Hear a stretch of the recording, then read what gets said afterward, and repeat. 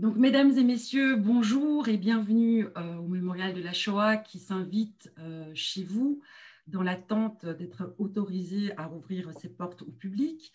Alors, deux rencontres sont organisées cet après-midi à l'occasion de la parution du dernier numéro de la revue d'histoire de la Shoah. Ce volume a été coordonné par Laurent Joly et a pour titre « Vichy, les Français et la Shoah », un état de la connaissance scientifique. Alors, outre l'intérêt évident de faire le point avec une partie des historiens qui ont contribué à cet important volume, ce sera l'objet de la deuxième rencontre à 16h30. L'idée de cette première rencontre est née du constat posé par Laurent Joly dans l'introduction du dossier, mais également dans l'introduction de la réédition en poche de son ouvrage « L'État contre les Juifs, Vichy, les nazis et la persécution antisémite ».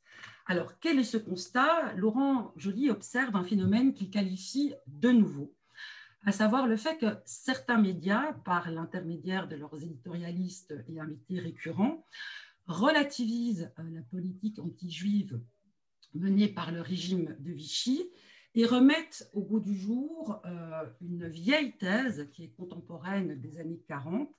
Cette thèse qu'on appelle la politique du moindre mal consiste à dire que Vichy a sacrifié les juifs étrangers en les livrant aux nazis pour sauver les juifs français. Donc, en partant de ce constat, il nous a semblé intéressant de sortir du cénacle des historiens et de convier des journalistes qui, par leurs pratiques et leurs enquêtes, sont confrontés à ce phénomène. Une série de questions se pose en effet. La première, peut-on dater ce phénomène médiatique? Y a-t-il un moment de bascule? Quelle stratégie poursuivent les éditorialistes et polémistes qui soutiennent cette thèse? Pourquoi certains médias leur offrent une pareille tribune, la plupart du temps sans la présence d'une parole contradictoire?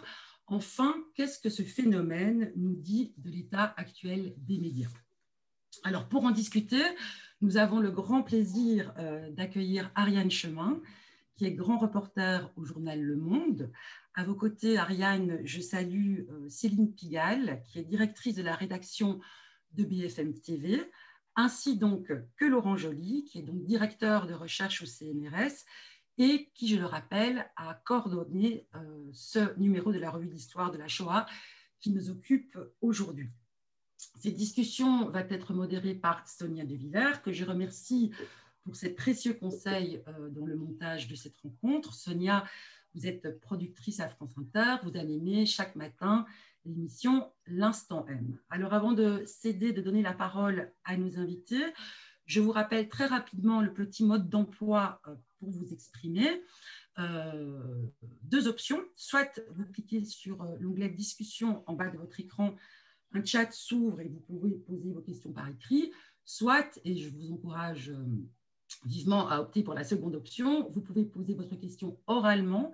On ne vous verra pas, mais par contre, on vous entendra très bien en levant la main, donc, bien sûr, à l'issue de la discussion. Donc, je vous souhaite une excellente discussion à tous les quatre et on se retrouve d'ici une cinquantaine de minutes. À tout à l'heure. Bonjour à tous, je suis donc Sonia De Villers. Nous allons bien entendu commencer par donner la parole à Laurent Joly afin qu'il mette en perspective cette thèse dite du moindre mal depuis le procès du maréchal Pétain en 1945 jusqu'à nos jours. Alors, Julie vous l'a précisé, cette première table ronde est consacrée à la façon dont un certain révisionnisme fait florès dans la sphère médiatique et spécifiquement dans la sphère médiatique. On va donc demander assez vite à Laurent Joly dans quelle mesure une théorie telle que celle de l'épée et du bouclier, le bouclier étant le maréchal Pétain, va connaître en France un écho médiatique. À quelle époque, comment et par quel intermédiaire? Il va évidemment être largement question, nous ne l'avons pas encore nommé, d'Éric Zemmour, de son ouvrage « Le suicide français », paru en 2014, et du succès médiatique d'Éric Zemmour, de la surface médiatique qu'on lui accorde. Je demanderai assez vite à Céline Pigalle de nous brosser à la fois la transformation du paysage médiatique ces 20 dernières années et la façon dont Éric Zemmour, lui, impose à la machine médiatique un agenda qui est le sien, en suscitant le scandale, puis en se victimisant. Ariane Chemin, qui est notre troisième intervenante, a multiplié ces dernières années des enquêtes fouillées sur des figures d'extrême droite, des figures ultranationalistes, voire des figures révisionnistes. Elle a enquêté sur Éric Zemmour, elle a enquêté sur Robert Forisson, ce qui lui a valu un procès, elle a enquêté sur Patrick Buisson, elle a enquêté aussi récemment sur les jeunes loups de Valeurs Actuelles qui sont très présents dans la sphère médiatique et qui soutiennent activement Éric Zemmour. Je vous propose donc, évidemment de commencer avec vous, Laurence Joly, et que vous nous explicitiez ce que vous appelez la thèse du moindre mal, et surtout à partir de quand, selon vous, cette thèse a reçu un écho médiatique. Alors, bonjour à tous et à toutes. Merci Sonia De Villers. Alors, si on peut peut-être montrer l'image de Jacques Izorni, l'avocat du maréchal Pétain. Donc, c'est pendant le procès du maréchal Pétain, juillet-août 1945, que cette thèse a été développée, on va dire, avec un écho médiatique assez fort, puisque le procès Pétain a été extrêmement suivi. Et Izorni était l'un des 3 avocats de Pétain. Et il avait une stratégie de défense qui, d'ailleurs, rappelle celle d'un Zemmour, c'est-à-dire la meilleure défense, c'est l'attaque. Et donc, lui, il avait en charge les questions intérieures. Bon, les 3 avocats s'étaient partagés les différents thèmes. Donc, Izorni, lui, s'occupait des questions intérieures et il avait en plus la volonté de véritablement réhabiliter Pétain. Alors, vous savez qu'il y avait l'un des avocats qui disait, on va dire que Pétain, il était vieux, donc c'était le plaidé gâteux. Et l'idée de Izorni, c'était non, tout ce qu'a fait Pétain, en fait, c'était pour protéger les Français. Donc, c'est cette grille de lecture-là qu'il va appliquer à tous les sujets, y compris le dossier juif qu'il a évoqué de manière plus longue qu'on le pense d'ailleurs, parce qu'on dit toujours que le procès Pétain, on n'a pas parlé de la persécution des Juifs, on n'a pas parlé de l'extermination. C'est pas vrai, on en parle, bon, pas énormément, mais on en parle quand même. Et dans sa plaidoirie, il développe, il dit, ben voilà, le maréchal Pétain, alors je n'ai plus les termes exacts, le maréchal Pétain a fait écran pour protéger, les Juifs français. Et il fallait donc en sacrifier une partie. C'est seule l'action du gouvernement du maréchal qui les a peut-être faiblement, donc vous voyez qu'il était prudent, mais protégés quand même. Alors, au début, c'est prudent, et puis bon, après, il va y avoir le procès Laval. Laval, lui, il va y aller sans les précautions d'Izorni, et Laval va dire, ben voilà, je souhaiterais d'ailleurs être jugé que par des Juifs français, parce que les Juifs français comprendraient que toute ma politique a visé à les protéger. Donc voilà, c'est devenu une rhétorique qui, dans les écrits de justification des dirigeants de Vichy, de gens proches de Vichy, s'est imposé et même paraissait assez logique. On se dit, bah oui, après tout, quand on regarde ce qui s'est passé ailleurs en Europe, on voit que la majorité des Juifs en France ont survécu. Et c'est, pourquoi pas, oui, du fait du gouvernement de Vichy. Ça paraissait une idée assez logique. Une idée assez logique, et même quelqu'un comme Raymond Aron lui donne crédit, et lui donne crédit enfin, jusqu'à la fin de ses jours. Raymond Aron a continué plutôt à être sur cette ligne-là. C'est pour ça qu'il faut bien comprendre que ce dont on va parler, c'est pas nouveau. C'est revenu. On pensait qu'on en était débarrassé, mais c'est pas nouveau. Il y a eu comme ça dans les années 50, 60, 70 cette idée qu'effectivement Vichy avait fait de son mieux pour protéger les Juifs français, et que si on avait dû déporter des Juifs, c'était en raison d'une politique de moindre mal. Alors, cette théorie a commencé à être mise à mal, évidemment, dès les années 50 par des travaux scientifiques qui, alors si on peut montrer peut-être la photo Joseph Billig et de Léon Poliakov, qui sont les premiers historiens à avoir travaillé sur les archives. Mais ces historiens n'avaient pas une grande. Enfin, Poliakov, si, puisque Poliakov a travaillé sur le nazisme, mais les livres de Joseph Billig sur le commissariat général aux questions juives sont des livres qui étaient des livres, on va dire, confidentiels, qui n'avaient pas une grande portée médiatique. Et ce qu'on lisait, ce que les gens lisaient, c'était par exemple Historia à la fin des années 60, où vous avez la théorie du moindre mal qui est présentée par des gens qui ne sont pas historiens, qui sont des proches proches de Pierre Laval ou des gens qui. Ce qu'il faut bien voir, c'est que les gens qui défendaient Vichy avaient une sorte enfin, ils étaient très entreprenants.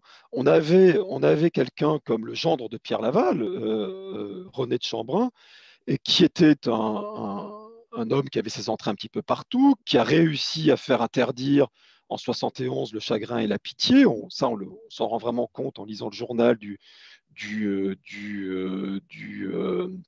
président de l'ERTF de l'époque. Donc, ce sont des gens qui sont très actifs, qui écrivent aux journaux, qui écrivent des tribunes dans le monde quand il y a quelque chose dans le monde qui ne leur plaît pas. Donc, vous voyez que tout ça Et puis, dans le courant des années 70 et au début des années 1980, il y a une sorte de consensus qui s'installe, un consensus scientifique qui est lié aux travaux de Klarsfeld, qui est lié aux travaux de Marius Paxton, Vichy et les Juifs. Donc, vous voyez, il y a un livre qui se présente sous des abords extrêmement sobres. Et là, voilà, et ça disparaît. Ça disparaît. Euh, disparaît à l'échelle médiatique. Donc vous n'avez plus, ce qu'on a encore au début des années 80. Au début des années 80, on voit encore chez Pivot, Klarsfeld et le gendre de Pierre Laval qui sont mis au même niveau. Pivot qui dit, ben voilà, il y en a un qui défend Vichy et l'autre qui est du côté des Juifs, pour résumer. Bon, et ça va vraiment disparaître dans les années 80, 90, 2000. Il y a le discours de Chirac en 95. Et grande surprise, avec Éric Zemmour en 2014, retour dans l'espace médiatique de ces idées qu'on pensait dépassées, qui étaient en plus très bien identifiées. C'est-à-dire que les gens qui défendaient la théorie du moindre mal, on savait d'où ils parlaient. On savait que c'était des gens qui, pour des raisons personnelles, défendaient Vichy, soit parce qu'ils avaient été eux-mêmes pétainistes, soit parce qu'ils étaient proches de gens qui avaient été actifs à l'époque. Donc voilà, et c'est vrai que c'est un phénomène assez nouveau et qu'on peut relier, mais ça, c'est les journalistes présents qui observent ces débats qui pourront le dire mieux que moi, mais ça a vraiment à voir avec une offensive idéologique de l'extrême droite. C'est bien évidemment pas dissociable. Et l'entreprise de Zemmour est une entreprise de conquête intellectuelle. C'est-à-dire que si, ça c'est la vieille doctrine maurassienne, hein, c'est-à-dire que si on gagne le combat des idées, on peut gagner le combat politique. Et le combat des idées, il se mène sur tous les terrains, y compris celui de l'écriture de l'histoire. Donc je pense qu'on est face à effectivement quelque chose qui est assez inquiétant parce qu'il se produit aussi sur fond d'ignorance grandissante de l'histoire. Il y a de moins en moins de témoins, les témoins ne sont plus là. Et donc on peut se permettre aujourd'hui de raconter à peu près n'importe quoi sur ces sujets-là sans être contredit. Et ça, c'est quelque chose aussi qui est nouveau.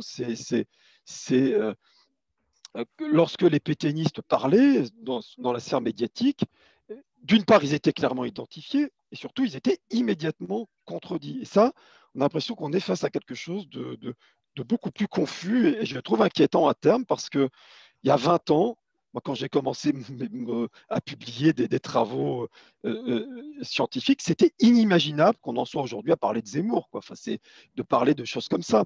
Donc, je me dis, mais où en sera-t-on dans 20 ans? Voilà, faut imaginer où on en. Donc voilà ce que je voulais dire. Alors, je vous propose de poser une question maintenant à Céline Pigalle, parce que j'aimerais qu'on regarde ensemble avec Céline la façon dont a évolué le paysage médiatique ces dernières années.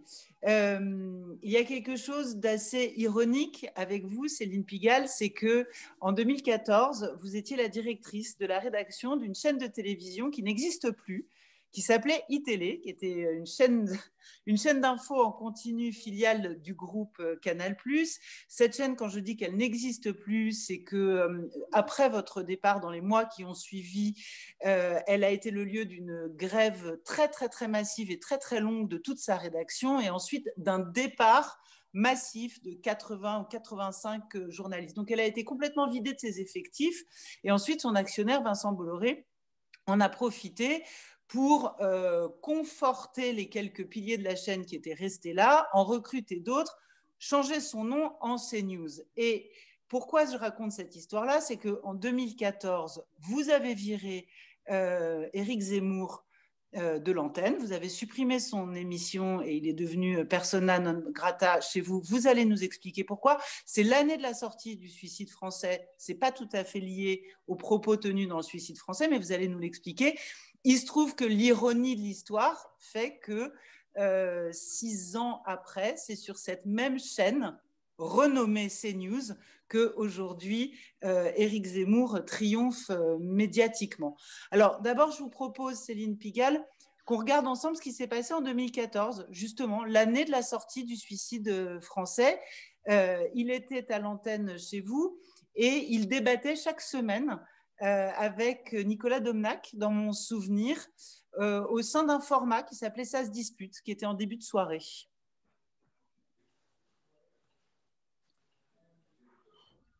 Est-ce que vous allez jouer des images ou est-ce que vous voulez que je pensais que vous alliez jouer un extrait peut-être de Ça se dispute. Non, on l'a pas là sous la main et puis ça ralentirait un petit peu le débat. Alors, le débat, il existait. Éric Zemmour était sur l'antenne depuis plusieurs années quand moi je suis arrivée en 2012. Et en effet, ce qui s'est passé et qui a bouleversé la donne, c'est qu'est sorti ce livre qui était le Suicide français. À la veille de l'été déjà, quand Éric Zemmour était en train de rédiger cet ouvrage, il savait lui-même qu'il était en train de manier de la dynamite. Il savait absolument et il souhaitait en réalité à travers cet ouvrage faire beaucoup de bruit et créer le scandale. Et il est devenu de plus en plus électrique. Et moi, je me suis trouvée dans une situation assez difficile où à la fois, dans l'émission Ça se dispute, qui avait lieu toutes les semaines, qui existait depuis plusieurs années, nous tentions d'avoir une certaine maîtrise de l'antenne et des propos qui étaient tenus. J'avais notamment instauré le fait que jamais cette émission n'était en direct, qu'elle était toujours enregistrée au préalable. J'assistais personnellement à cet enregistrement pour tenter, en tout cas, de maîtriser et de contrôler un peu ce qui s'y passait. Mais à la faveur de la sortie de l'ouvrage, et je pense que c'était un plan largement réfléchi et pensé. Les différents chapitres du bouquin ont été exposés sur les plateaux et au fond, sa participation à chacune des autres émissions hors de notre antenne donnait lieu à une nouvelle polémique. Et la première d'entre elles, c'est celle qu'on évoque aujourd'hui. Le bouquin, j'ai revérifié tout ça, est sorti tout début octobre. Oui. Et il a été invité, Éric Zemmour, à enregistrer l'émission de Ruquier, comme c'était le cas toutes les semaines, dans la soirée du jeudi. Et moi, j'ai le souvenir, à l'époque, je ne savais pas encore comment s'était déroulé cet enregistrement, mais j'ai le souvenir de l'avoir vu arriver le vendredi matin, absolument électrisé par la façon dont les choses s'étaient déroulées, parce que ce qu'il faut dire quand même, c'est qu'à l'échelle de son ouvrage, les propos sur Vichy, c'est 8 pages sur des centaines. Je ne sais pas si lui-même aurait absolument souhaité mettre ces pages-là et ces propos-là en avant. Mais ce qui est sûr, c'est qu'il avait considéré nécessaire, finalement, pour s'inscrire dans une sorte de filiation, de les laisser dans le livre. Et ça a été le travail, finalement, de Léa Salamé à l'occasion de cette émission, de les mettre en valeur et de le pousser dans ses retranchements pour lui dire je ne sais pas si certains d'entre vous ont revu cette séquence, mais pour lui dire notamment, si des Juifs français ont été sauvés à cette époque, ils l'ont été par les justes, ils ne l'ont pas été par Pétain. Et l'acculer finalement par rapport à ses propos. Il reste que même si la séquence, de mon point de vue, ne lui est pas nécessairement favorable, ce qu'il a fait à ce moment-là avec ce livre et sur ce sujet, mais sur d'autres encore, c'est créer une polémique qui fait que soudain, c'est lui qui choisit ce qu'est le fond du débat et ce dont on parle. Et moi, je me suis trouvée à la faveur de la sortie du bouquin à plusieurs reprises dans cette situation où finalement, il avait dit quelque chose sur un autre plateau. Ce sujet, et notamment ce qu'il avait dit sur Vichy, ça a été peut-être le plus gros scandale et l'épisode le plus virulent autour du livre, a ensuite été l'objet de débats pendant plus d'une semaine. Et donc moi, lorsque je le récupérais d'une certaine façon pour son débat qui aurait dû porter sur l'actualité, le sujet qu'il avait mis à l'agenda devenait mécaniquement et obligatoirement le sujet de notre discussion. Ça, c'était le premier problème. Et puis le deuxième, c'est que j'avais constaté dans l'émission qui avait suivi celle de Ruquier, donc dans l'enregistrement de la semaine d'après, évidemment, on avait voulu revenir sur ce sujet. On avait donc convoqué un historien pour lui faire remettre les choses dans l'ordre. On avait évidemment demandé à Nicolas Domenach, qui était son contradicteur, de travailler sur le sujet et finalement de répondre point par point à ce qu'il avait avancé sur le plateau de Ruquier.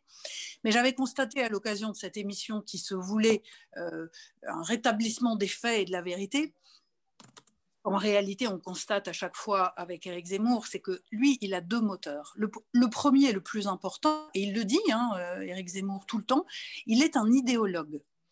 Et donc, son sujet n'est pas la vérité. Son sujet, c'est de mettre les choses en ordre d'une façon satisfaisante pour son idéologie. Et un de ses moteurs forts, c'est de dire que la France ne peut pas faillir. C'est de la défendre envers et contre tout. Et donc, il est prêt pour ça, et c'est la limite en fait des arguments qu'on peut lui opposer, il est prêt à mentir. Le sujet pour lui n'est pas de...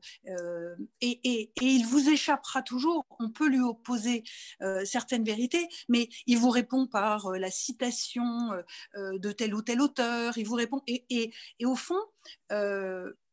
moi, en tout cas, dans l'expérience que j'en ai eue tout au long de cet automne, où quasiment chaque semaine, on devait revenir sur une polémique, on a cherché toutes sortes de dispositifs, l'opposer à un historien, l'opposer à un sociologue, l'opposer... Et au fond, il faut comprendre une chose très simple, c'est que dans le débat, pour avancer, il faut quand même un minimum de bonne foi. Il faut ne pas avoir un agenda caché qui consiste à, quoi qu'il arrive, dire et répéter les mêmes choses. Et en réalité, ce que j'avais constaté en tout cas cet automne-là, c'est que ni le débat dont nous nous prévalions, ni finalement les faits ne gagnaient à la fin. Et donc, j'avais considéré que nous n'étions plus en maîtrise de notre antenne.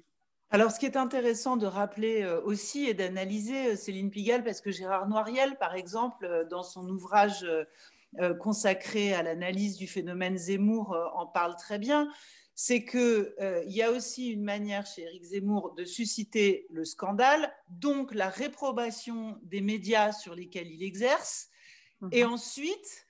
de se victimiser en disant qu'il est bâillonné. Et à partir du moment où il est victimisé, il est héroïsé par toute une autre partie de la médiasphère. Donc là aussi, c'est un piège récurrent, mais qui fonctionne parfaitement bien, parce que vous, il a attaqué la chaîne en justice quand vous l'avez...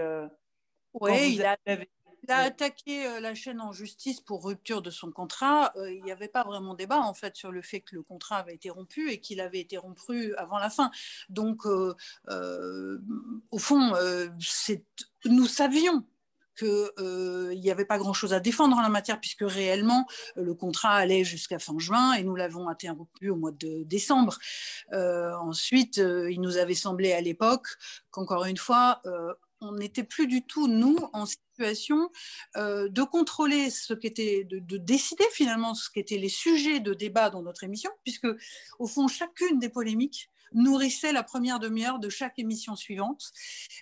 Et ensuite, quand on essayait à l'intérieur de l'émission néanmoins de rétablir certains faits, vous voyez bien par exemple que toute la logique qui consiste à dire, et d'ailleurs bon, on voit bien comment aujourd'hui toutes les logiques de réinformation, toutes les interrogations qui sont les nôtres aussi sur la logique de censure, moi je considère qu'il n'y avait aucunement de censure, d'abord parce qu'il a continué à exercer par ailleurs, parce qu'il a continué à produire des livres, parce que bon, voilà, vous voyez bien aussi le paradoxe qu'il y a à parler de censure quand en réalité on est face à un personnage qui est très souvent et très largement reçu sur tous les plateaux.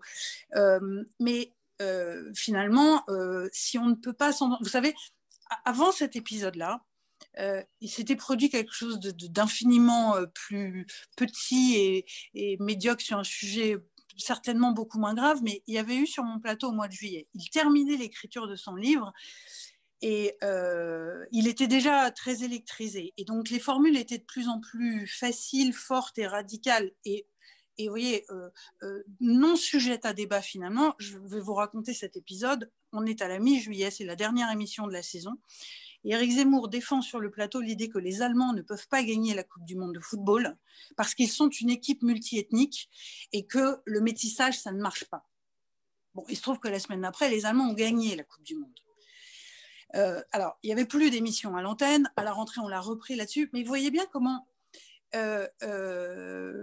là, on est dans un exemple tellement simple et bête et méchant. Vous pourriez vous dire, ça tombe sous le bon sens, l'évidence. Mais en fait, cette idée que le métissage ne marche pas, que la société multiethnique est problématique, elle n'est pas performante, enfin, vous voyez, elle est là. Et au fond, le sujet n'est pas de savoir si vous avez des éléments pour la retourner. Elle nourrit un fond de l'air, une ambiance, elle trouble. Et au fond, sur le sujet qui nous occupe aujourd'hui, c'était la même démarche. Il y aurait peut-être une autre vérité qui nous est cachée, des choses qu'on nous empêche de savoir, qu'on nous empêche de connaître. Et au fond, il y a Justement, je vous propose de faire réagir Laurent Joly tout de suite avant de donner la parole à Ariane Chemin, parce que Laurent Joly a introduit l'idée que derrière ça, il y a toute une offensive idéologique de l'extrême droite, que tout ça n'arrive pas par hasard. Donc, je voudrais, et ça, on va en parler évidemment avec Ariane Chemin, qui a beaucoup travaillé sur ces sujets, mais juste un mot, Laurent Joly, quelque chose que vous n'avez pas évoqué dans votre introduction tout à l'heure, et que Gérard Noiriel analyse bien également, c'est que le suicide français et la polémique autour de la thèse du moindre mal et la polémique autour de a-t-on livré des juifs étrangers pour protéger des juifs français, ça a été le moyen aussi et l'occasion aussi pour Éric Zemmour dans plusieurs médias de délégitimer la profession des historiens, de délégitimer les institutions, de délégitimer les sachants et ceux qui avaient une légitimité sur le sujet. Oui, il y a ça, on va dire, c'est la dimension la moins dangereuse, mais qu'il est quand même parce qu'effectivement, il arrive à faire passer l'idée que, et d'ailleurs, il y a beaucoup de gens qui le croient, et moi, quand je fais des conférences, souvent des gens me disent, bah oui, en fait, il y a des historiens de gauche, et puis il y a des historiens de droite, et donc Zemmour a vraiment réussi à faire passer cette idée qu'en fait, tout se vaut, il y a une sorte de relativisation, et ça, c'est la première partie, mais la partie la plus grave, finalement, la plus dangereuse dans sa manière de raisonner, c'est que pourquoi il dit ça sur Vichy et les Juifs? Quelle est la finalité? La finalité, elle est qu'il considère, et c'est aberrant, c'est à la fois bête et méchant, et que ça paraît invraisemblable. Son idée, c'est que on se bat la coulpe à tort en raison des crimes de Vichy, et que parce qu'on se bat la coulpe, ça nous empêche d'être suffisamment solides aujourd'hui pour mener une vraie politique contre les musulmans et les étrangers. C'est ça son raisonnement. Et il le dit lui-même. Il n'arrête pas de critiquer le discours de Chirac. Le discours de Chirac a délégitimé la capacité de l'État à distinguer entre les Français et les étrangers. C'est d'une aberration intellectuelle et d'une perversité folle. Et c'est ça le fond de son offensive sur Vichy, c'est de dire, ben voilà, la droite française, elle a un complexe, elle a le complexe de Vichy. Et ben ce complexe de Vichy, il faut plus qu'elle l'ait. Et pour plus qu'elle ne l'ait, il faut juste qu'on dise et qu'on arrive à imposer l'idée que Vichy n'a pas commis de crime, que la Alors, France n'a rien à se reprocher et que Chirac, il dit n'importe quoi. Voilà le fond de ce que voilà l'agenda caché dont parlait Céline Pigalle de Zemmour quand il parle histoire. Alors, la droite française, justement, c'est un sujet qui vous a beaucoup occupé, Ariane Chemin. J'ai cité différentes enquêtes que vous avez signées pour le quotidien Le Monde, au sein duquel vous êtes grand reporter. Vous avez enquêté sur Zemmour. Vous avez d'ailleurs enquêté sur Zemmour en 2014. Oui.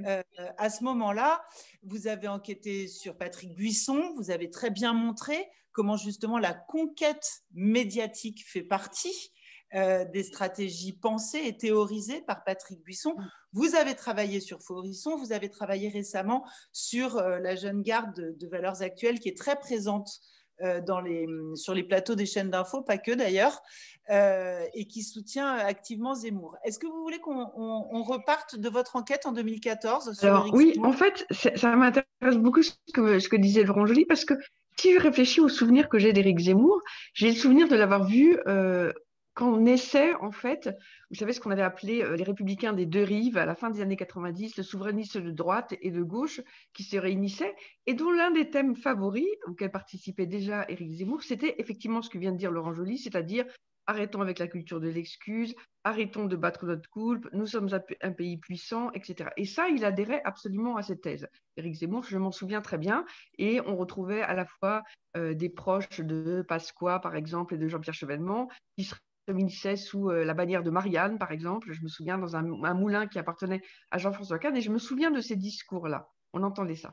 Et puis, ce qui s'est passé, effectivement, c'est qu'il a écrit en 2014, on l'a raconté à l'automne 2014, le suicide français. Je me souviens très bien, j'arrive plus à savoir qui, mais quelqu'un à la direction de la rédaction m'avait dit, il faudrait quand même, il faut regarder là, qu'est-ce qui se passe avec Zemmour, etc. Et donc, je m'étais lancée dans une longue enquête. J'avais pris pas mal de temps, je me souviens, peut-être un mois, pour essayer de comprendre ce qui était en train de se passer. Et je m'étais dit, pour comprendre le phénomène Zemmour, il faut peut-être ausculter les élites. Et j'avais été voir à l'époque celle qui était la productrice, on n'est pas couché, Catherine Barma. Et je me souviendrai toujours de ce rendez-vous parce que j'allais la voir en me disant, bon, ben, il a écrit, parce qu'il avait écrit, effectivement, il reprenait la thèse de Pétain-Bouvier, mais il disait aussi, je me souviens dans le livre, il faisait l'éloge de Dieudonné, il disait les Juifs sont devenus une caste d'intouchables. Il y avait beaucoup de provocations. Et j'étais allée la voir et elle avait préparé des fiches, je me souviens, et elle semblait un peu paniquée. Je lui ai dit, mais qu'est-ce que vous dites à ce discours d'Éric Zemmour qui revient sur tous les travaux d'historiographie, notamment ceux de Robert Paxton. Et elle m'avait dit, j'avais écrit sa réponse, je viens de relire l'article donc je m'en souviens, elle m'avait dit, je ne connais pas Paxton, je ne l'ai pas lu, mais de toute façon, je suis toujours du côté des opprimés. Et je n'avais pas compris si les opprimés, c'était Éric Zemmour ou si c'était les Juifs qui mouraient dans les camps de concentration. Je me souviens quand même que je m'étais dit, l'élite française est devenue un peu légère, hein, parce qu'au fond, cette élite-là, médiatique, c'est elle aussi qui donne le tempo, qui impose des thèmes, beaucoup plus que l'élite plus littéraire ou intellectuelle dans les années 60-70. Et il faut peut-être rappeler, Ariane Chemin, parce que d'aucuns l'ont oublié, que Éric Zemmour a été chroniqueur dans l'émission de Laurent Ruquier. Là, on l'a raconté comme invité en face de Léa Salamé, mais pendant très longtemps, Éric Zemmour a été chroniqueur dans l'émission de Laurent Ruquier, produit par Catherine Barma, en duo avec Nolot, avec Éric Nolot. Et c'est quand Barma et Ruquier ont décidé de supprimer ce duo qu'ils en ont fait une émission à part entière. Mais je veux dire, ils ont une responsabilité pleine et entière dans l'émergence absolument, je suis d'accord avec vous. Dans l'installation médiatique d'Éric Zemmour. Absolument. Je pense que la télé a fabriqué beaucoup de monstres. Je ne donnerai pas d'exemple, mais c'est vrai qu'il y avait ce côté fabrique du monstre. Et alors, si j'étais aussi sensible finalement à cette thèse qui apparaissait dans le livre d'Éric Zemmour, d'abord parce que c'était publié par une grande maison d'édition, en l'occurrence, je suis désolée de les désigner, mais Albin Michel, qui avait laissé publier ça sans aucun problème. Et puis, c'était aussi parce que moi, ma génération étaient biberonnés à l'histoire enseignée par Jean-Pierre Azéma, Serge Klarsfeld, et Henri Rousseau, etc. Donc ça me paraissait complètement invraisemblable qu'on puisse à nouveau, en 2014, développer des thèmes comme ça. Mais j'étais un peu prévenue, si je puis dire, et ça c'est peut-être quelque chose que je pourrais raconter. Il se trouve que pour les 70 ans du monde, donc on était en 2012, on avait organisé une grande série, on avait produit une grande série d'articles où on revenait sur des épisodes glorieux et moins glorieux de l'histoire du journal. Et j'avais lu dans une biographie de Robert Florisson que, en fait, Robert Florisson était revenu un peu en grâce en 1978 grâce à un article qu'on avait publié dans le journal Le Monde. Et je m'étais penchée sur cet épisode, et ce qui était intéressant, c'est que, en fait, Robert Florisson, dont je rappelle qu'il n'était pas agrégé d'histoire, mais agrégé de littérature, faisait tellement le forcing du Monde. Il était là dans les couloirs, il envoyait des coups tous les jours, qu'un jour, cette génération pourtant de directeurs du Monde à l'époque qui étaient résistants, sociodémocrates, on était dans les années, à la fin des années 70, celle où on disait la liberté d'expression prévaut sur tout, et on avait publié cette tribune de Florisson qui a eu en fait un effet catastrophique, et le premier qui l'avait remarqué, c'était Pierre Vidal-Naquet, qui a vu l'impact que pouvait avoir la publication d'un article. C'est-à-dire qu'on avait publié l'article de Robert Florisson, et on avait fait comme à la télé, on avait publié en face une tribune d'historiens qui démontait point par point l'article de Florisson, mais c'était catastrophique, en fait, le résultat.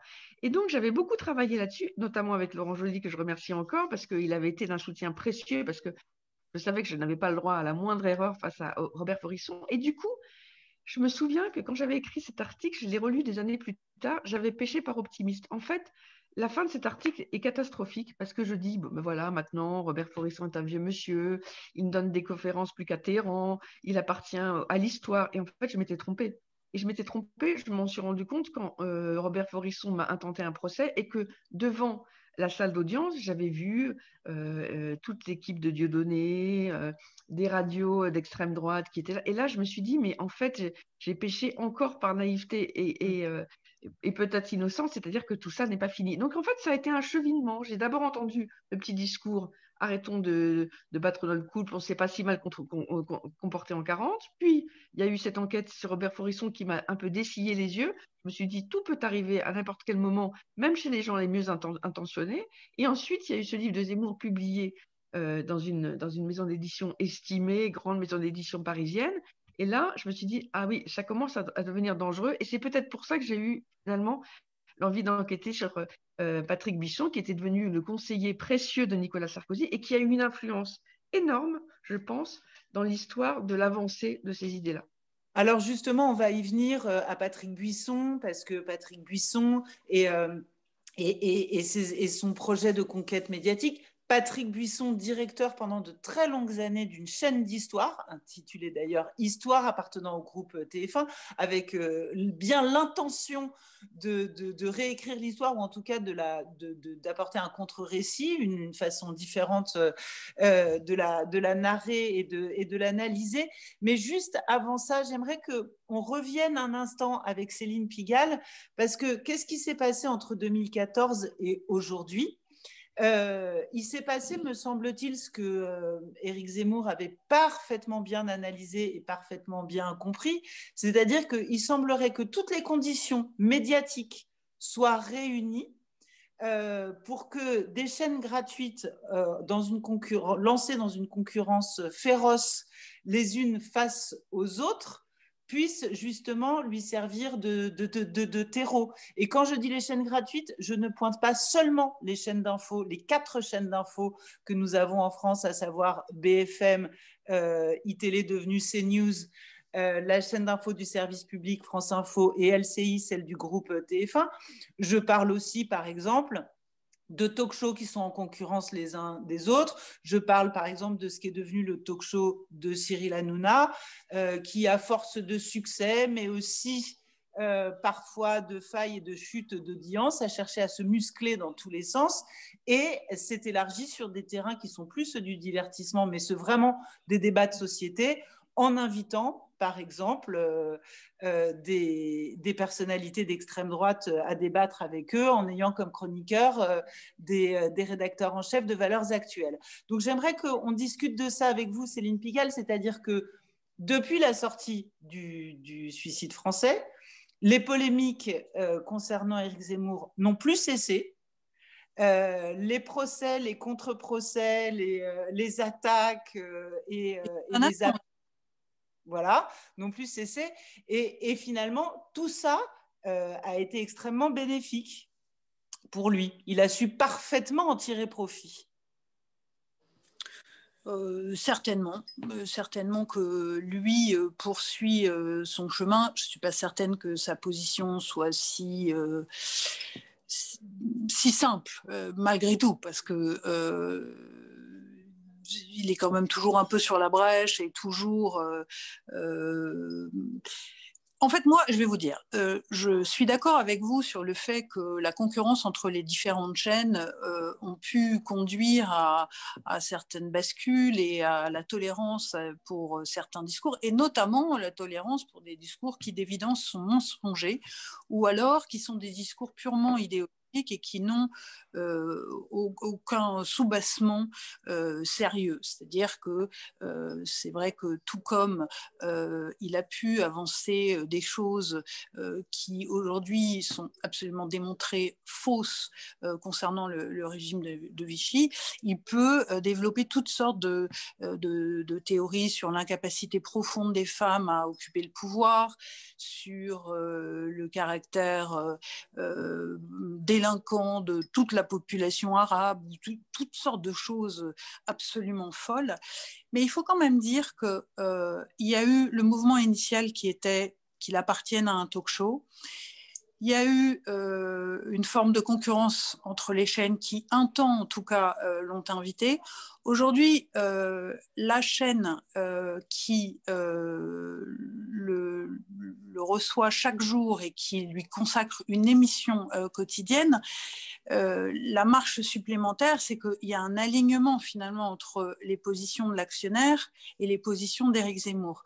Il n'y a pas l'opportunisme qui pouvait exister à inviter quelqu'un qui allait faire le spectacle.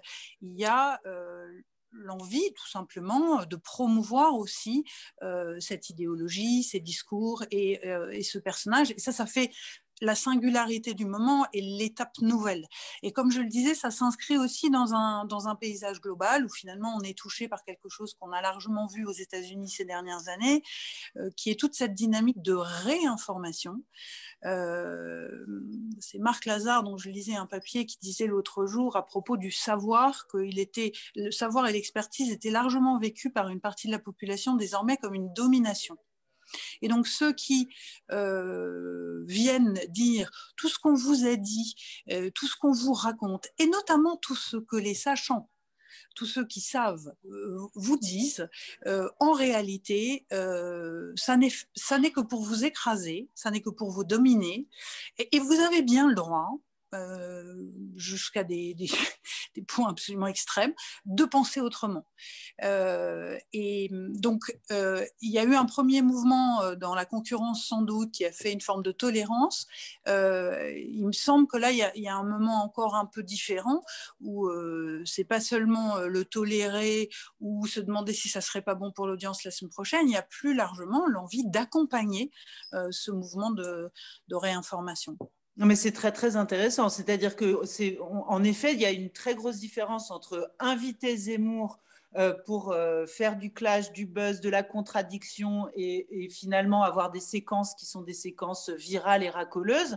Et il y a une immense différence entre faire de Zemmour le socle d'un média, en l'occurrence CNews, parce que derrière, il y a un projet politique. En effet, ce n'est pas du tout la même chose. Et manifestement, c'est la bascule qui s'est opérée ces dernières années. Ariane Chemin, on revient ensemble sur le travail que vous avez effectué autour de la figure de Patrick Buisson et la façon dont la télévision, notamment, a été pour lui un terrain de jeu. Oui, alors évidemment, la chaise de l'histoire, il avait bien compris que comme certains à gauche parlent de Gramsci en disant il faut en fait pénétrer les lieux de pouvoir pour imposer des idées, Laurent Joly disait que c'était aussi la thèse de Maurras, hein, l'extrême droite, et lui il s'est dit la chaîne histoire c'est exactement ce qu'il me faut. Et ce qui me frappe aujourd'hui, c'est que, et ça je pense que Laurent Joly pourrait en parler peut-être avec les souvenirs qu'il a comme historien, c'est que les cases d'histoire se sont rétrécies. C'est-à-dire que la chaîne histoire est devenue le seul lieu où on peut aujourd'hui débattre d'histoire. Il n'y en a presque plus d'émissions. Si, il y en a à la radio, mais à la télévision, il n'y en a presque plus. Et par exemple, ce qui m'a frappé récemment, quand sont parus à la fin de l'année 2020, quand est paru le journal de Vichy de Paul Morand, qui est quand même en matière d'histoire et d'historiographie une petite bombe, puisqu'il raconte lui-même comment à Vichy, tout le monde savait ce qui se passait à Auschwitz et ailleurs. Laurent, tu me contrediras si je me trompe. Eh bien, qu'est-ce qu'il y a eu comme espace à la télévision pour parler de ce livre? Il n'y en a pas du tout eu. Et c'était ça la force de Patrick Buisson, c'est que d'une certaine manière, il a tout vitrifié, il s'est emparé de cette chaîne, il en a fait le seul lieu où on réfléchit à l'histoire.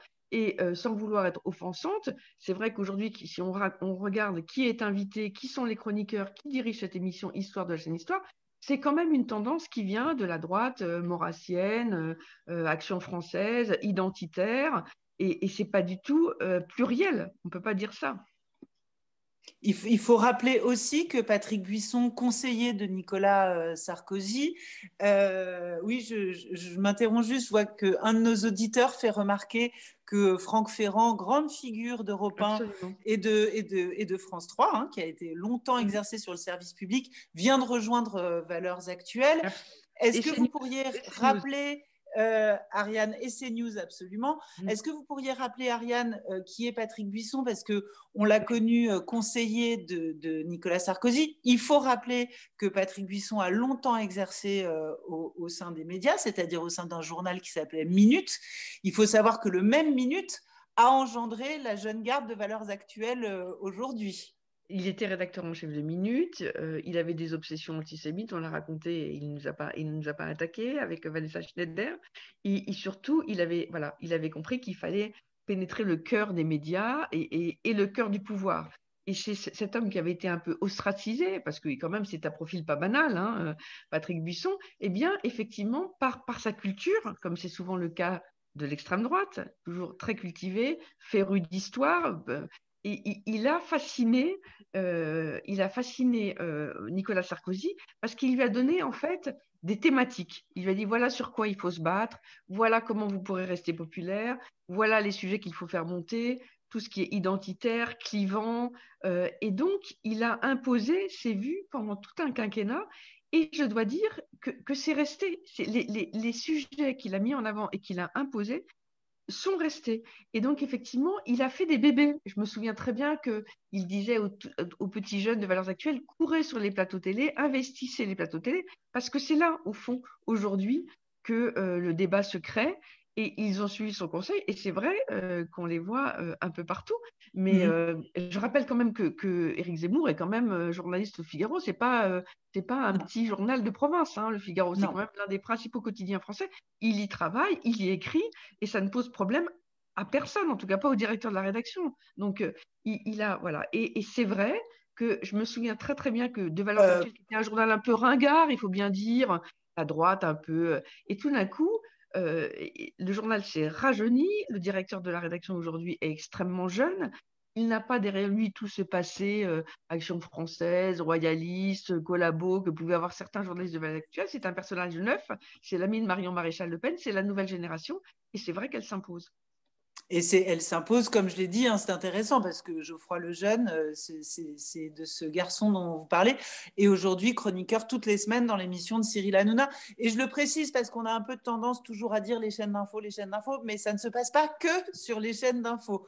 Il y a aussi tout un tas de formats qui mêlent le divertissement et l'info et qui jouent avec le feu. Parce qu'il faut bien le dire aussi, toute cette jeune garde de Valeurs Actuelles est brillante, parle très bien, s'exprime parfaitement, manie les idées avec grande facilité. Donc, ce sont des parfaits clients aussi pour le système médiatique que décrivait Céline Pigalle. Absolument.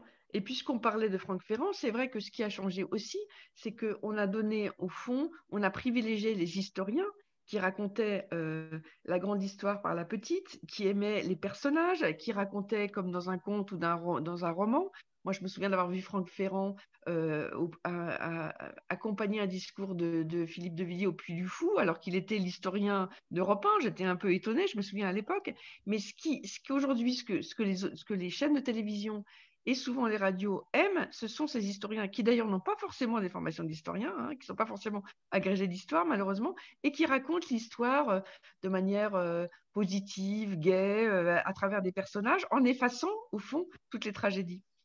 Oui, c'est ça. Vous voulez parler d'un certain acteur de cinéma, non, qui s'est passionné qui s'est peut-être un mot justement, Laurent Joly, sur le traitement médiatique de l'histoire, de ce que vous en percevez vous, parce qu'on peut rejoindre Ariane Chemin sur le manque d'émissions grand public consacrées à l'histoire, en tout cas à la télévision, pas à la radio, mais à la télévision. On peut rejoindre Ariane Chemin sur une tendance médiatique à raconter l'histoire de manière romantique à travers les grands, les puissants, les grands personnages emblématiques et toujours les mêmes dates.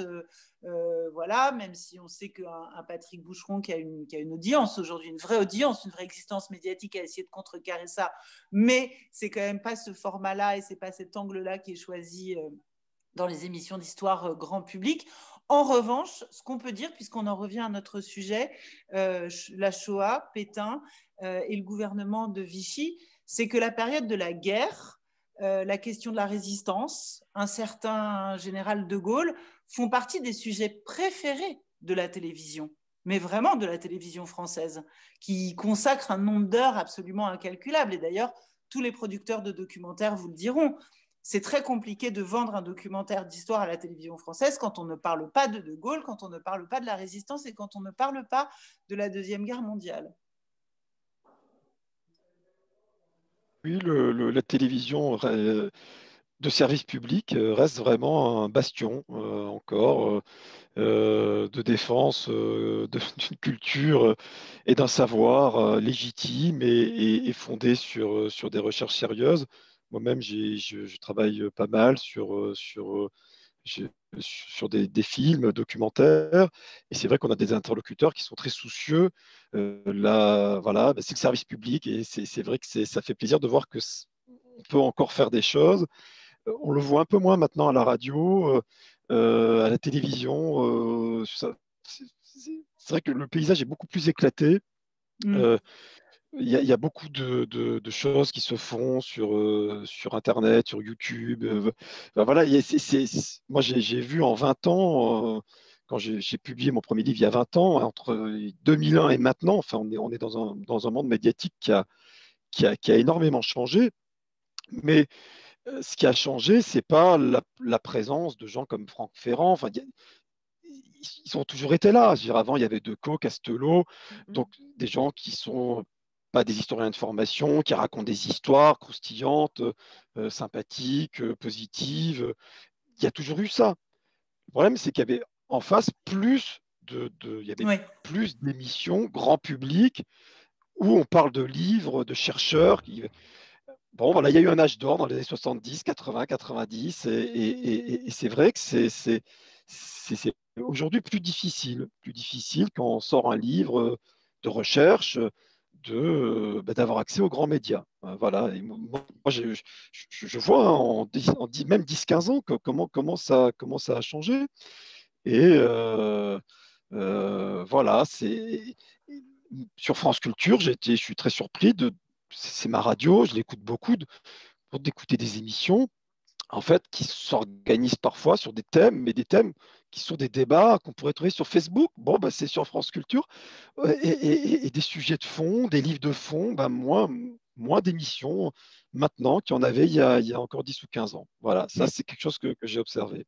Et ma dernière question, Laurent Joly, avant de laisser la parole à nos auditeurs, à nos spectateurs qui sont manifestement très nombreux à vouloir réagir, c'est que on a bien compris vos exposés à tous les trois.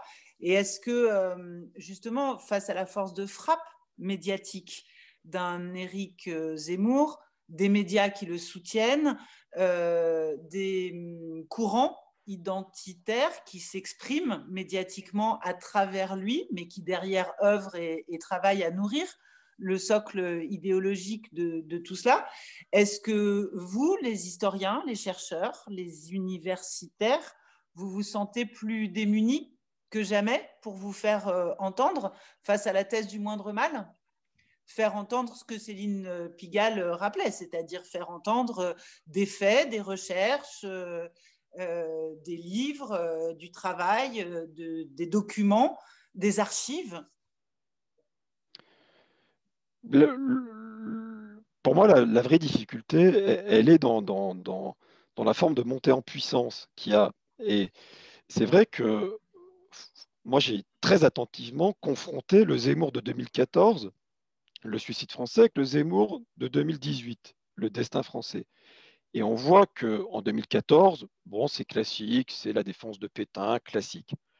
Là, en 2018, bon, c'est beaucoup plus de pages, c'est beaucoup plus développé. Et là, il y a une vraie petite musique négationniste qui commence à émerger et qui consiste, par exemple, à dire que la rafle du Veldiv, il y a eu un précédent sous la République en mai 40, qui consiste à dire qu'en quelque sorte, Pétain ne s'est pas contenté de défendre les Juifs français, mais a répondu aux vœux secrets des Juifs français, qui consistait à se débarrasser des étrangers. Donc, vous voyez, là, on est dans on en est là maintenant. Et quelle sera l'étape prochaine? L'étape prochaine, c'est ce qui existe déjà d'ailleurs. Il y a eu un dessin animé sur Pétain.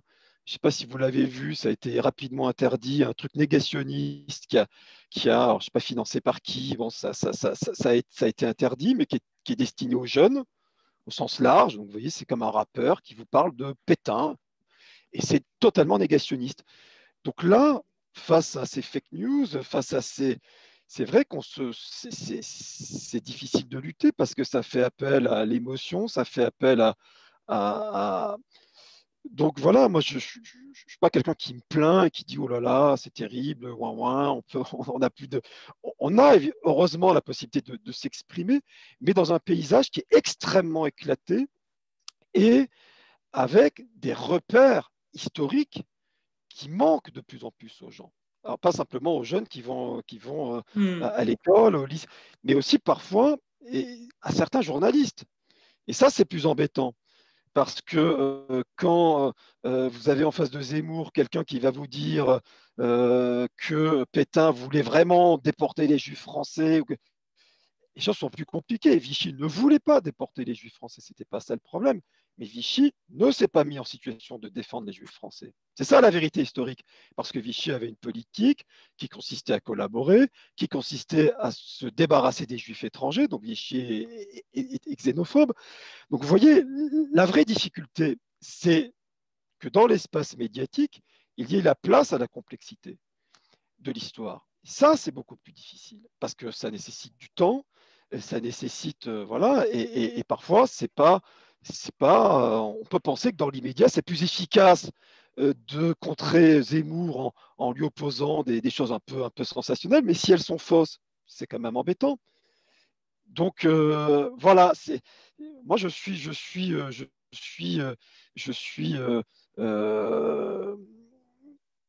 vous voyez, je suis assez nuancé sur les possibilités qu'on a de... Voilà, je m'arrête là.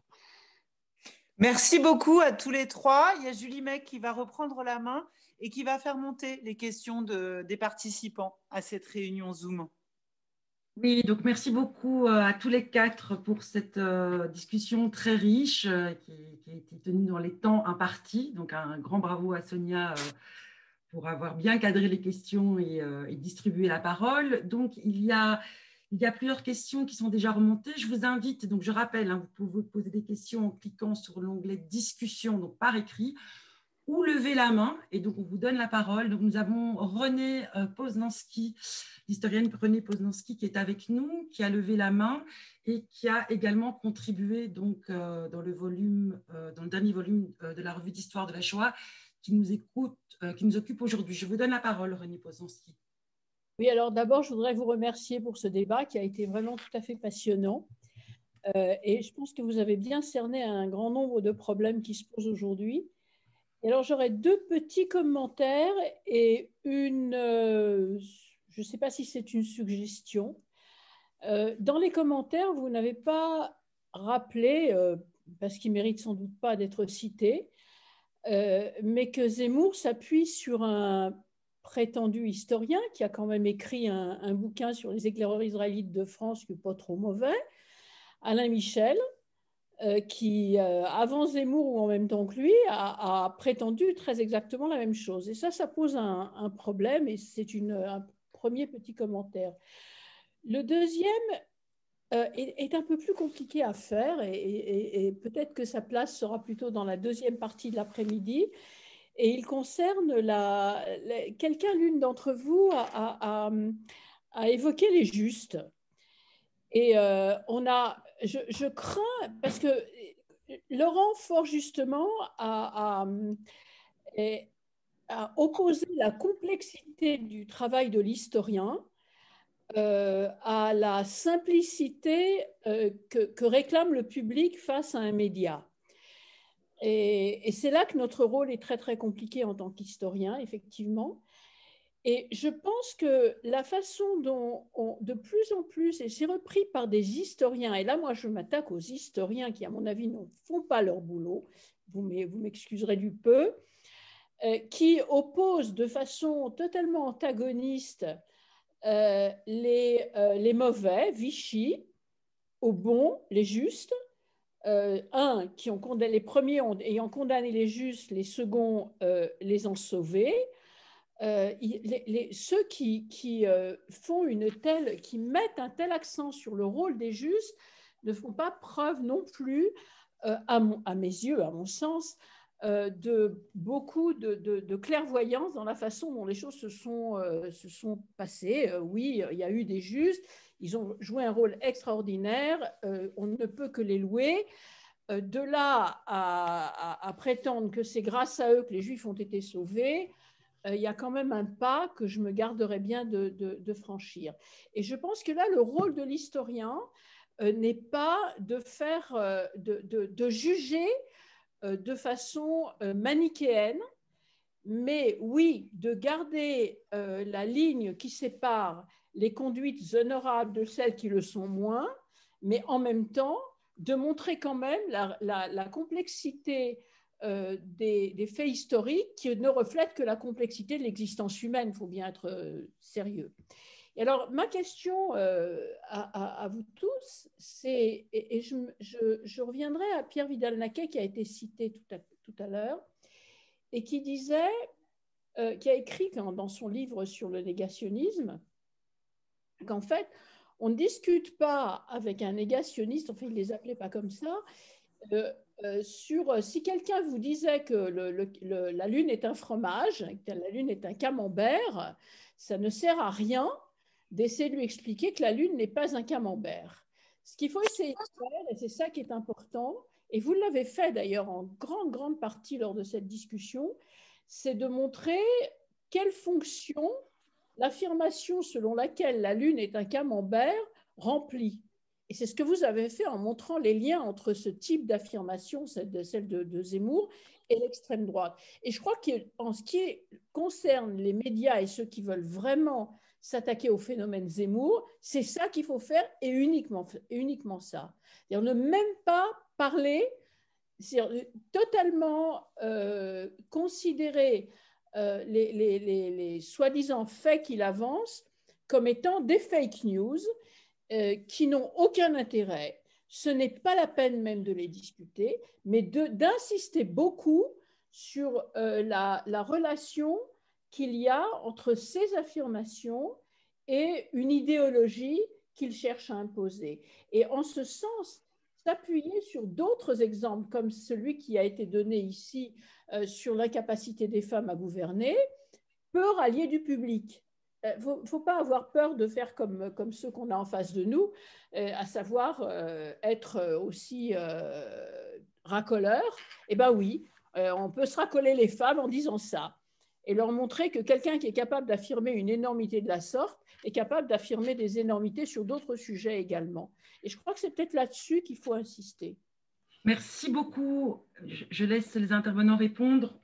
Moi, je voulais juste te dire qu'il n'a pas parlé de camembert, mais de Roquefort, Pierre Vidal-Naquet. Tu vois, pour moi, c'était Gruyère. Donc, chacun a son souvenir de fromage. Pour moi, c'est Gruyère. Mais... Eh bien, moi, je laisserai les spécialistes trancher, parce que c'est une vraie question de spécialiste. Je réponds en Oui, partie Oui. à René. Mais merci René pour ton intervention. Alors, dans le numéro, il y a un article de toi, René, que je recommande vivement parce que tu nous expliques que cette idée que voilà, il y a Vichy qui est criminel et la population qui a été formidable. Cette idée, tu nous expliques qu'elle remonte aux années 40, en quelque sorte. C'est les débuts du Centre de documentation juive contemporaine. Et c'est Isaac Schneerson qui a vraiment imposé cette grille de lecture-là. Et tu expliques que c'était une manière de se faire accepter des pouvoirs publics de l'époque, d'obtenir des aides, des subventions. Enfin voilà, il y avait une manière aussi d'essayer de caresser un petit peu les interlocuteurs qu'il avait dans le sens du poil. Mais ce qui est intéressant, c'est de voir la continuité entre ça et Klarsfeld. C'est-à-dire qu'effectivement, Serge Klarsfeld, dans Vichy Auschwitz, reprend exactement la même grille de lecture, finalement pour les mêmes raisons, parce que Klarsfeld est comme dans une plaidoirie de cour d'assises, et il veut convaincre le jury populaire, et donc accuser Vichy et dire c'est le bon peuple de France qui a sauvé les Juifs. Alors aujourd'hui, les historiens ont nuancé cette vision-là et tu en es la principale incarnation. Il y a d'autres travaux qui effectivement montrent toute la complexité et tous les facteurs multiples qui expliquent pourquoi en France les trois quarts des Juifs ont survécu. Mais je pense qu'on est à peu près tous d'accord pour dire qu'au bout du compte, l'environnement social en France s'est avéré protecteur pour les Juifs dans l'ensemble. Voilà, je pense qu'on est à peu près tous d'accord là-dessus. On peut trouver plein d'explications culturelles, politiques, institutionnelles, sociales, mais voilà, donc c'est pas faux hein, l'idée de Schneerson et de Klarsfeld, mais elle mérite d'être considérablement nuancée. Voilà ce que je voulais dire. je propose de passer, parce qu'il y a beaucoup de gens qui posent des questions, donc je vous remercierai d'être assez concis dans la formulation de vos remarques et de vos questions. Et je passe donc la parole à Emmanuel Ménétret. Vous écoute. Bonjour, vous m'entendez convenablement? Oui. Bonjour à tous et merci pour ces propos très intéressants. J'aurais une question peut-être très simple dans sa formulation, mais la réponse sera peut-être un peu plus complexe. Vous avez décrit Éric Zemmour comme un idéologue, vous avez évoqué son agenda caché. Est-ce que vous pensez qu'un jour cet agenda pourrait se découvrir? En d'autres termes, est-ce que vous pensez qu'Éric Zemmour a aujourd'hui une place en termes politiques, en termes d'espace politique, en tant que candidat à une élection à l'échelle nationale ou comme soutien à un candidat ou une candidate, j'allais dire, susceptible de rallier un score électoral tangible? Merci beaucoup. Je pense que la bonne personne pour répondre à cette question, c'est Ariane Chemin, parce que Valeurs Actuelles, par exemple, a fait une couverture même pour prôner un Éric Zemmour président. Oui, dans leur rêve. Mais alors, je vais peut-être me tromper, on ressortira ces images en quelque temps, mais j'y crois pas tellement. Je me souviens que quand il avait écrit ce livre en 2014, il était invité un peu partout. Moi, je l'avais suivi je l'avais suivi à Béziers, où il était invité par le maire de Béziers à faire une conférence. J'avais été frappée parce que j'avais connu Éric Zemmour, journaliste qui suivait la droite, en l'occurrence, au Figaro. Et là, il arrivait comme un politique, c'est-à-dire qu'il avait une place en première dans le TGV. Ensuite, il y avait la voiture du maire qui l'attendait. Il y avait des affiches partout dans tout Béziers.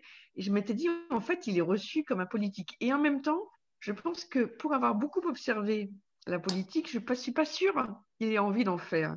C'est-à-dire que je pense qu'il estime qu'il a une place beaucoup plus, au fond, importante et qu'il a plus d'influence en souffleur, en conseiller du prince, en personne qui impose des thématiques dans le débat public. Et je ne le vois pas, mais je peux absolument me tromper, je n'ai pas ces confidences, je ne le vois pas très bien aller à l'élection.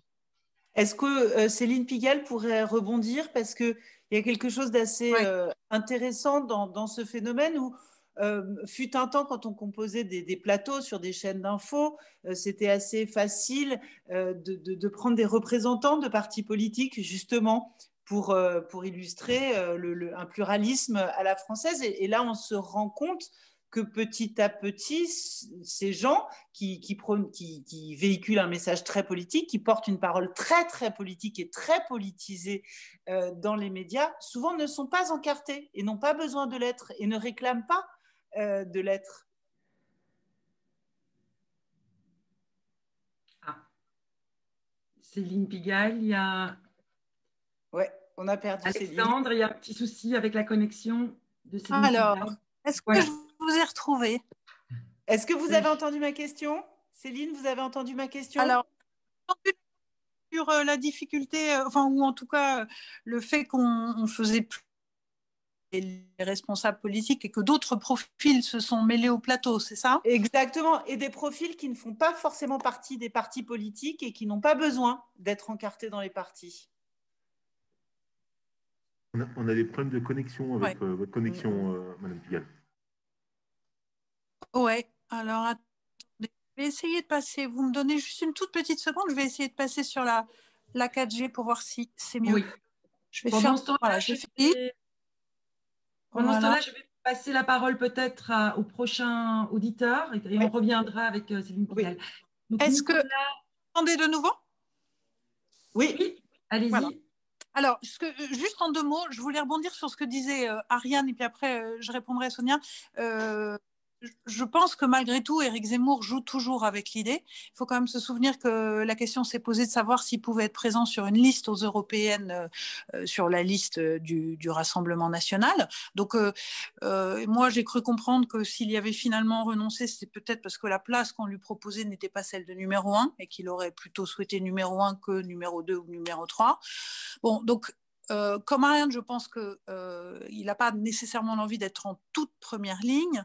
En revanche, son envie d'influencer un mouvement, éventuellement un candidat, à mon avis, est assez entière. Et par ailleurs, Sonia, c'est vrai qu'on a assisté en fait ces dernières années à un glissement où on avait à l'origine que des élus très expérimentés qui allaient sur les plateaux. La multiplication des plateaux a fait qu'on a eu parfois des responsables politiques même non élus et puis aussi un certain nombre d'éditorialistes qui sont parfois plus politiques que les politiques eux-mêmes.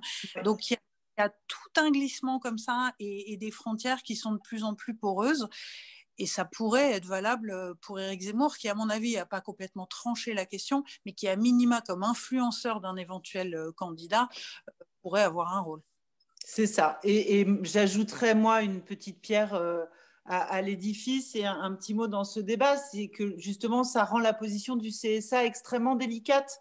C'est-à-dire que tant que les chaînes d'infos et les plateaux de débat étaient composés de membres de partis politiques, pour le CSA, c'était facile de comptabiliser le temps de parole de la droite, de la gauche, de l'extrême droite. À partir du moment où ce sont des personnalités qui ne sont plus encartées, ça devient beaucoup plus complexe. S'ils ne soutiennent pas explicitement un candidat, ça devient beaucoup plus complexe de comptabiliser leur temps de parole, même en période d'élection. Julie, on vous redonne la parole pour une question. Oui, merci. Je passe la parole maintenant à Nicolas Giudicelli. J'imagine que j'écorche votre nom, j'en suis désolée. On vous écoute. Vous l'écorchez, mais vous l'écorchez bien, donc ça va. D'accord. Voilà. Donc déjà, Padje Salut, merci, bonne année à tous et merci pour ce débat. Non, moi, pour rester un peu sur le thème de la thèse du moindre mal et ce qu'il fait, parce qu'il faut le dire, il y a du succès. Les livres d'Éric Zemmour se vendent, les émissions sont regardées et je pense qu'il faut s'interroger sur le fait pourquoi les gens, je dirais, n'adhèrent pas forcément, mais au moins écoutent et lisent ce que dit ce monsieur, notamment sur l'histoire du maréchal Pétain.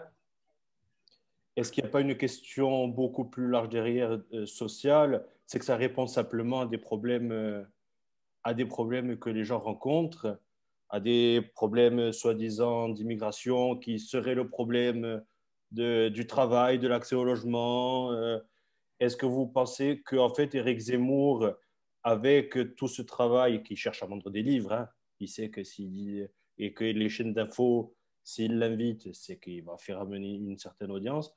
Est-ce qu'il n'y a pas une thèse plus simple qui est que ça répond simplement à des problèmes qui sont peut-être beaucoup plus complexes à résoudre et à beaucoup plus long terme? Alors, je ne sais pas qui veut répondre à cette question. Moi, je peux bien répondre à cette question. Oui, c'est vrai que ça surfe globalement, toute la parole zémouriste surfe sur un mal-être, sur la peur d'une France grande et éternelle qui serait perdue. Et au fond, il y a sans doute une partie de la population qui se sent de toutes sortes de manières exclue ou en souffrance et qui est intéressée à entendre un discours différent de la réalité qu'il expérimente. Ou différents même des discours de tous les éléments d'information qui lui sont habituellement transmis. C'est sûr que ça répond en partie à ça aussi. C'était mieux avant, la France est grande, envers et contre tout, être français c'est quelque chose d'important. C'est notamment avec ces discours-là qu'il trouve une résonance. Mais malheureusement, pour autant, ce qu'il dit n'est pas juste et justifié.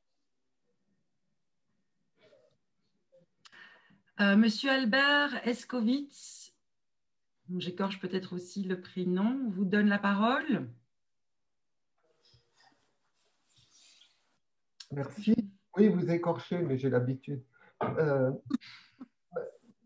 Une remarque et une question.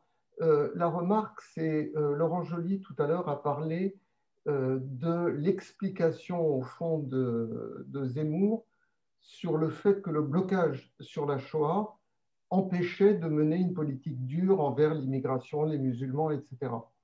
Et il a donné une citation tout à fait parfaite de ce point de vue-là. Or, cette thèse-là n'a pas été inventée par Zemmour. Elle a été inventée par les conseillers de Jean-Marie Le Pen, et notamment un des pires d'entre eux, Martin Pelletier, qui est un néo-nazi et qui dirigeait l'hebdomadaire Le National, et qui avait expliqué au milieu des années 95, c'est un type qui, par exemple, avait sorti des concepts tels que les Judapo, les Juifs comme Gestapo.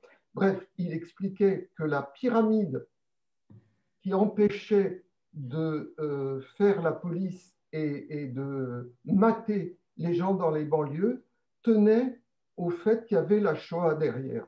Qu'à partir du moment, en effet, où la droite française était marquée de ce sceau terrible de la Shoah et de la collaboration, eh bien, du coup, elle n'était pas en capacité de prendre les mesures qui s'imposaient du point de vue du Front National. Et donc, et c'est ça la grande force d'Éric Zemmour, c'est sa capacité à synthétiser, à recycler de manière extrêmement forte, parce qu'il a du talent, un talent fascisant, mais un talent. On peut dire ce que Soral exprime en 20 minutes, Zemmour l'exprime en 2 minutes. Ce que le soi-disant historien Alain Michel exprime dans un livre, Zemmour se nourrit de cela et l'exprime de manière synthétique extrêmement forte. Il a du talent et c'est ce qui fait le grand danger. Donc, il faut retracer en effet, et c'est ce que fait aussi Ariane Chemin, la généalogie des positions de Zemmour, d'où elles viennent. Et je crois qu'aujourd'hui, c'est ça ma question, marque quand même un tournant, le livre de Laurent et d'autres, marque un tournant dans la volonté d'affronter le problème Zemmour, qui est important non seulement dans l'aspect historique, mais quand même dans l'aspect actuel. Son discours lors de la convention de la droite, dans laquelle il appelle à la guerre civile, il dit les jeunes Français ne peuvent pas rester en paix face à l'envahissement. Il défend la théorie du grand remplacement. Et celle-ci est en lien avec la propagande en faveur de Vichy. ce qui les rassemble tous les deux, c'est la préférence nationale. D'ailleurs, il le dit lui-même. Vichy a mis en œuvre une préférence nationale entre juifs français et juifs étrangers, et il a bien fait, le régime de Vichy. Et aujourd'hui, il faut à nouveau remettre en place cette préférence nationale. Donc, c'est un combat d'avenir, n'est-ce pas? Merci beaucoup. Il faut, si je peux prendre la parole, excusez-moi Sonia, il faut voir quelles sont les implications de ça. Je suis complètement d'accord avec toi, Albert. Dire que, d'une part, Zemmour est un passeur des pires idées de l'extrême droite auprès on va dire, du public conservateur, classique. Moi, j'ai été personnellement biberonné au Figaro Magazine. Figaro Magazine, voilà, mes parents ont toujours été abonnés au Figaro Magazine. Et Zemmour a une position dont je ne vois pas l'équivalent. Il y a toujours eu des gens recyclés d'extrême droite au Figaro Magazine. Ça fait partie. Il y avait Fabrelus, il y en avait d'autres. Mais lui, il va beaucoup plus loin que les autres. Et quelle est l'implication de ce qu'il préconise comme devant être un modèle de politique de préférence nationale? Si Vichy n'est pas critiquable pour avoir fait une politique de préférence nationale, mais quels sont les termes et la finalité de la politique qu'il préconise? C'est-à-dire, qu'est-ce qu'il veut? Puisque Vichy a exclu les Juifs français. Les Juifs français ont été exclus. Les Juifs français sont les principales victimes du statut des Juifs, sont les principales victimes de la politique de spoliation. Donc, quand Zemmour nous dit Vichy a bien fait de séparer les étrangers des Français, et c'est ça qu'il faut faire, donc qu'il veut le faire, mais donc il pense à des politiques de déportation. Sinon, ça n'aurait pas de sens de dire c'était bien de faire le tri entre les Juifs français et les Juifs étrangers. Donc, vous voyez ce qu'il y a derrière. Il y a quelque chose de dingue qui est que, et d'ailleurs Zemmour l'a déjà plusieurs fois suggéré, c'est que lui pense qu'on peut vraiment mener de vastes politiques de refoulement, de déportation, de renvoi d'étrangers, de Français d'origine musulmane. Ça, c'est la finalité de son programme politique. C'est ce que l'extrême droite prône de pire en France à l'heure actuelle. Et lui le fait comme ça, en passant par des... Et donc, il faut vraiment creuser, ce qu'il y a derrière ce discours. Je ne sais pas si j'ai été clair, mais je pense qu'il y a quelque chose sur la question juif français, juif étranger qui mérite vraiment d'être creusé à fond. Alors, il y a encore vraiment beaucoup de questions et le temps presse malheureusement parce qu'il y a une deuxième table ronde, comme vous le savez, qui suit. Donc, je vais demander aux 3 prochains auditeurs de poser leurs questions à la suite des uns des autres, comme on fait souvent quand on est à l'auditorium. Donc, d'être très concis. Donc, Mylène Da Silva, je vous donne la parole. Ensuite, à Valentin Desgroisy et ensuite à Gérard Saada. Donc, Mylène, c'est à vous.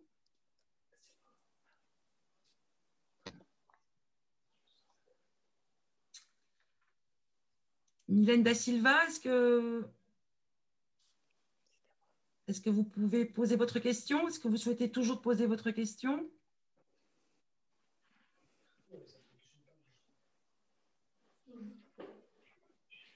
Oui, non? Alors bon, je vais passer du coup la parole à Valentin Desgroisy.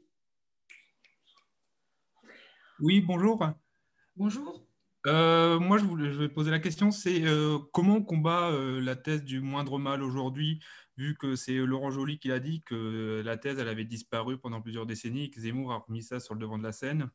Et du coup, aujourd'hui, comment on peut la combattre, vu que vous avez dit qu'il y a moins d'émissions sur l'histoire, que ce soit la radio, la télévision, vous pas le temps de parler de ça. Donc, comment on la combat aujourd'hui, cette thèse? Merci. Alors voilà, je passe maintenant la parole, c'est un peu dans le désordre, hein, parce que Gérard Saada veut la poser par écrit, donc à Yves Abramovici. Je ne sais pas si c'est une bonne idée de faire comme ça sur Zoom. C'est la première fois que je le fais. Ça embrouille plus les choses. Alors, excusez-moi, Yves, que je ne retrouve plus. Voilà, on vous écoute. Est-ce que vous m'entendez? Oui. Oui, très bien. Bon, merci. Donc, ma question, elle était un petit peu dans le fil des simplifications historiques que vous avez mentionnées, comme par exemple celle que vous avez, disons, attribuée notamment à Klarsfeld, mais pas seulement, c'est-à-dire une opposition manichéenne entre Vichy d'un côté et puis les juifs de l'autre. Alors moi, je voulais parler d'une autre simplification. On dit dans l'opinion française et dans la réaction de la population française vis-à-vis de la... Enfin, c'est pas encore connu comme Shoah, mais disons de la persécution des Juifs. Un premier tournant a été l'étoile jaune, et quand la population française a vu les Juifs se promener avec l'étoile jaune, ça a été déjà une première désaffection vis-à-vis de la politique de Vichy. Et puis que le deuxième tournant, et majeur, a été tout simplement par, je dirais, obligation, le STO, parce qu'à ce moment-là, beaucoup de gens, et notamment les jeunes mobilisables, ont voulu échapper. Là, la résistance a accueilli un certain nombre d'entre eux. Donc, ces deux étapes marquées comme une pour moi, un petit peu une simplification des attitudes de l'opinion française et du retournement progressif de l'opinion française, d'abord favorable au maréchal et ensuite qui petit à petit est devenu hostile. Je voulais savoir ce que vous en pensez et comment peut-être on peut rétablir un petit peu ce que vous appeliez la complexité de l'histoire. Merci beaucoup. Et donc, je passe la parole à un dernier auditeur et après, donc, on fera une réponse groupée. Donc, Jean-Raphaël Deutsch. Est-ce que vous m'entendez? Très bien, oui. Merci, bonjour. Est-ce que parmi, disons, les différentes catégories de juifs, il ne faudrait pas aussi tenir compte, excusez-moi, je reformule ma question. Zemmour établit une opposition entre les juifs français et les juifs étrangers, mais est-ce qu'on ne peut pas aussi parler des juifs qui ont été naturalisés, en particulier depuis 1927 pendant la guerre, parce que je pense qu'il y fait référence, ce qui serait aussi un élément stratégique pour proposer disons, l'expulsion d'immigrés naturalisés de manière, disons, l'expulsion rétroactive d'immigrés qui ont été naturalisés. Merci. Merci beaucoup à tous les trois. Donc, voilà un petit regroupé de questions. Je vais laisser les intervenants nous inviter à répondre parce qu'après, on devra, j'ai envie de dire, rendre l'antenne, mais c'est rendre le lien Zoom pour un autre lien. On vous écoute. Oui, alors je réponds oui. D'abord sur effectivement à Jean-Raphaël Deutsch. Dans l'esprit de Zemmour, c'est pour ça que Zemmour, le droit, ça n'intéresse pas. Les juifs français naturalisés, c'est comme pour Vichy, ce n'étaient pas vraiment des Français. Et donc, c'est pour ça que quand il nous sort ces chiffres, 5% des juifs français ont seulement été déportés, 95% des juifs français, c'est-à-dire la totalité, ils ne comptent pas les naturalisés. C'est-à-dire qu'ils ne comptent pas y compris les enfants français. C'est-à-dire que, faut le rappeler, les 3/4 des enfants qui ont été raflés à Paris pendant la grande rafle de juillet 42 étaient français, à titre définitif. Parce qu'à l'époque, la loi sur la nationalité de 1927, c'était une loi républicaine qui faisait des Français. Vous ne pouviez pas, à votre majorité, changer d'avis. Vous n'avez pas vos parents vous avez déclaré. Donc, ce sont des Français à titre définitif, selon le vocable administratif, mais que les gens de Vichy et que des gens comme Zemmour se considèrent comme des enfants d'étrangers, c'est-à-dire que ce n'est pas vraiment des Français. Et il a le même raisonnement, effectivement, sur toute une partie de nos concitoyens qui, pour lui, ne sont pas des Français. Donc voilà, c'est le lien qu'il y a entre les deux est évident chez Zemmour. Je ne sais plus quelles étaient les autres questions, mais il y avait celle sur qu'est-ce qu'on peut faire. Vous les avez notées? Oui, je pense que c'est important aussi. Peut-être on pourrait entendre Ariane Chemin sur la première question qui est face à une telle offensive médiatique et qui est une offensive idéologique, comment on se défend? Comment on fait passer d'autres messages à l'aune de... Non, mais par exemple, j'essaie de réfléchir à ce qu'on fait, nous, dans notre journal, au Monde. D'abord, on a des pages d'idées où on relance très souvent ce genre de... on travaille beaucoup sur l'historiographie. Enfin, c'est pas du tout ce que je fais, j'en suis bien incapable, mais il y a beaucoup de journalistes chez nous, de ce qu'on appelle les pages d'idées, qui travaillent là-dessus, qui essayent... bon, le monde des livres fait évidemment aussi énormément. Je me souviens d'ailleurs que c'est Laurent Joly qui a chroniqué les livres qui viennent de paraître sur le carnet de Vichy et puis le livre de Pauline Dreyfus. Voilà, on fait ça. Et puis surtout, je crois qu'on a fait un travail qui est peut-être assez nouveau.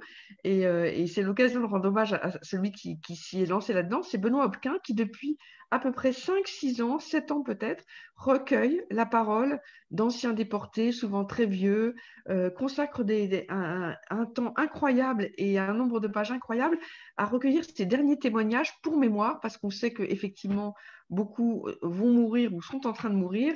Et ça, c'est un travail journalistique, mais qui aura plus tard une valeur d'archive historique. Et je pense qu'il y a aussi une question à poser à Céline Pigalle, si elle est parmi nous, parce que je ne la voyais plus à l'antenne. C'est justement quand on dirige une chaîne d'infos qui réagit à chaud, qui réagit même en temps réel la plupart du temps, comment on fait pour pas céder au dernier scandale, pour pas céder à la dernière polémique, pour donner la parole à tout le monde, pour pas se laisser dicter l'agenda finalement? Exactement, ouais, c'est fondamental. Pour répondre à cette question, moi, je pense qu'il y a deux choses. Il y a évidemment une nécessaire quand même déconstruction de certains discours. Ça, c'est ce que disait Ariane sur certaines pages.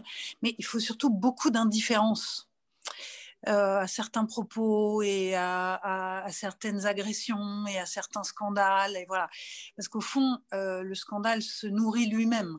Et notre plus grande difficulté aujourd'hui, quand, comme ça a été le cas à l'époque pour moi, vous êtes dans le cadre d'un contrat, vous êtes obligé de l'interrompre. Donc ça, évidemment, ça fait du bruit. Mais le plus simple, c'est de ne pas commencer. Et au fond, d'en rester à l'indifférence et de promouvoir d'autres gens qui ont d'autres discours, qui ont d'autres choses passionnantes à nous raconter. Il se passe tant de choses dans ce monde qui est dans une telle révolution. Il y a tant de choses à se dire, y compris d'ailleurs, évidemment, en regardant l'histoire.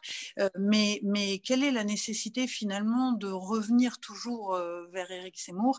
Et il y a une chose très importante qu'on mesure aujourd'hui, c'est que dans l'espace médiatique, en effet, très disséminé qui est le nôtre aujourd'hui, il ne faut pas contribuer à nourrir la bête d'une certaine manière. Si on veut pousser d'autres contenus, il faut que certains ne soient pas alimentés. Voilà, ça c'est une nouvelle manière de réfléchir les choses. Oui, parce que quand le Éric Zemmour fait les beaux jours d'une chaîne qui est directement concurrente de la vôtre et qui ne cache pas son objectif, qui est de venir vous prendre des téléspectateurs, c'est compliqué d'être indifférent. Oui, mais d'une certaine manière, ça résout un peu le sujet parce qu'une fois qu'il est là 1 heure par jour, au fond, il n'y a pas de surenchère possible, heureusement. Et donc, il y a presque une nécessité de trouver d'autres armes et de développer autre chose. Voilà. Donc, paradoxalement, c'est presque une chance. Il y a une obligation, quoi. On est au pied du mur. Julie, c'est à vous. C'est la conclusion. Il y a une dernière question? Non, je pense qu'on va arrêter là parce qu'il nous reste 2 minutes et que ça va vraiment être compliqué de laisser poser la question et surtout d'y répondre. Donc, un grand merci à toutes les trois et à Laurent que je retrouve d'ici un quart d'heure, 20 minutes pour la deuxième table ronde. Donc, cette fois-ci, on va discuter avec des historiens qui ont contribué à ce volume important, donc de la revue d'histoire de la Shoah, Vichy, les Français et la Shoah, un état de la connaissance scientifique. Donc voilà, donc le débat se poursuit. Bien évidemment, il faut être inscrit sur Zoom pour y participer, ou sinon vous pouvez nous suivre sur la page Facebook du Mémorial. Je vous dis à très bientôt. Un grand merci d'avoir accepté ce mode de communication qui n'est pas simple, mais la discussion était très riche et très agréable à suivre en tout cas. Merci à vous. Merci. Au revoir.